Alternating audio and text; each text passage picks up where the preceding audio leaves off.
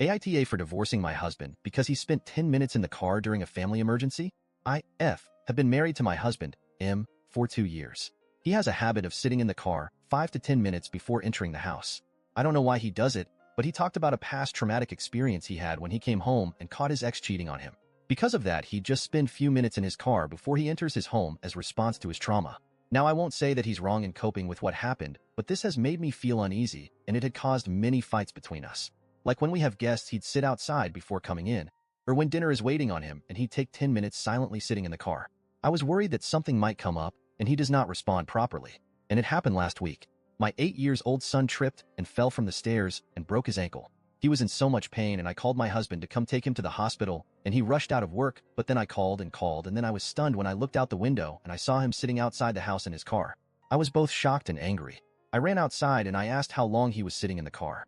He told me around 8 minutes. I asked why he didn't come into the house immediately to help, and he said he would after 2 more minutes. I was so mad and hurt, but tried to rush him, and he insisted he wouldn't feel comfortable coming in until the 10 minutes were up. He told me to get my son ready to take him to the hospital, but I started screaming at him nonstop, telling him this was a family emergency and that he was out of his mind to behave like that.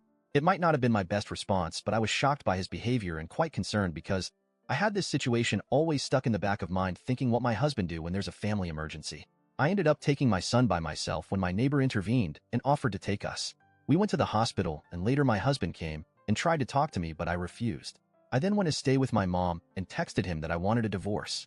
He tried to rationalize and justify what he's done, saying he could not help it and that he was nervous and wanted to help my son but felt stuck.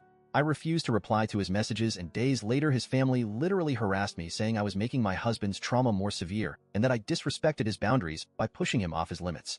I feel lost and unable to think because of the whole ordeal. My family are with me on this, but they can be biased sometimes. My husband is still trying to basically talk me out of divorce, saying I'm making a huge deal out of it. I feel like I no longer have trust in him, especially when it comes to serious stuff like how cold he acted in a family emergency. Edit to clarify that my son isn't his biological son. We don't have kids together. Comment 1. It sounds like he is stuck in a compulsive behavior. He needs to find a professional to help him address it. It's going to be tough, especially as he let you down when you needed him. I bet he feels really bad about the situation. I hope your son is doing okay. Comment 2. I wonder if this is the only strange thing that he does. If he has OCD, then there are likely other quirks.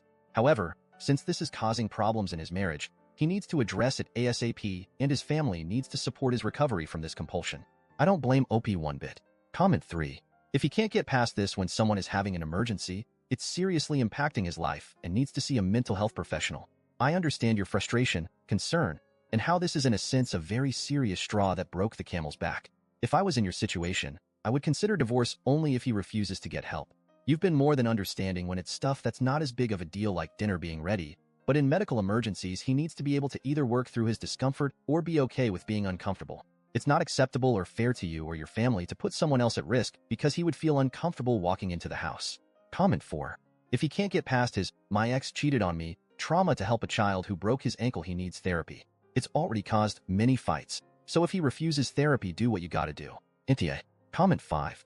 I'm just picturing him collapsed on the floor having a heart attack, and she calmly looks at her watch and says she needs to wait 10 minutes because she was traumatized by him not helping their son in an emergency. He clearly needs professional help, and if it was me, I'd make it a condition of continuing the relationship. Intia. Thank you everyone who subscribed me and like my videos.